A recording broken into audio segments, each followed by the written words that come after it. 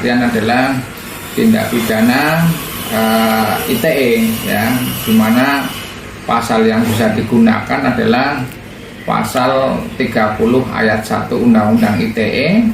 Di sana dituliskan bahwa setiap orang dengan sengaja dan tanpa hak atau melawan hukum mengakses komputer atau sistem elektronik milik orang lain dengan cara apapun, ini bisa dikenakan sebagaimana pasal 46 ayat 1 Undang-Undang ITE, yaitu dipidana 6 tahun dan atau denda 600 juta rupiah.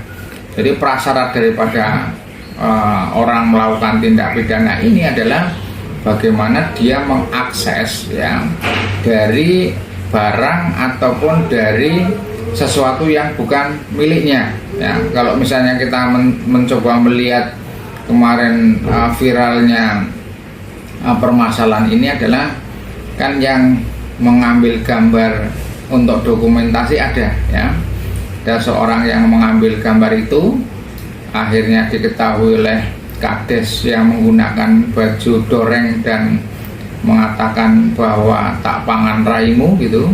Dia menyuruh seseorang karena melihat ada orang yang sedang merekam itu disuruh untuk menghapus, ya. Proses menghapus inilah, ya, meminta dari orang lain terus menghapus isinya, ini yang masuk di dalam pasal 30 ayat 1 Undang-Undang ITE. Sehingga kalau misalnya pasal ini diterapkan, saya kira kepolisian itu bisa mengambil atau merespon dengan cepat dengan menahan pelakunya. Kenapa menahan pelakunya? Ya karena ancamannya lebih dari 5 tahun, sehingga ini masuk dalam pasal yang bisa dilakukan penahanan.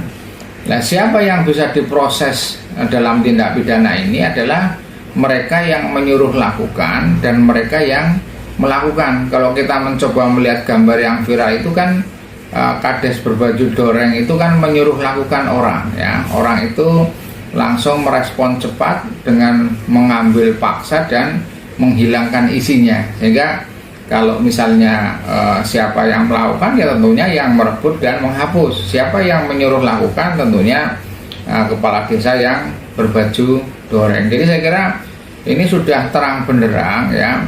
Kalaupun misalnya perkara ini misalnya bukti-bukti terkait dengan rekamannya mungkin tidak ada yang original, tetapi karena ini sudah diketahui oleh khalayak atau oleh umum, polisi saya kira bisa merespon ini dengan cepat, sehingga kalau misalnya pelaku itu sudah dilakukan penahanan, potensi-potensi dia melarikan diri atau menghilangkan barang bukti gitu, ya, atau mengulangi tindak pidana yang sebagaimana dicantumkan dalam KUHP ini tidak akan terjadi seperti itu.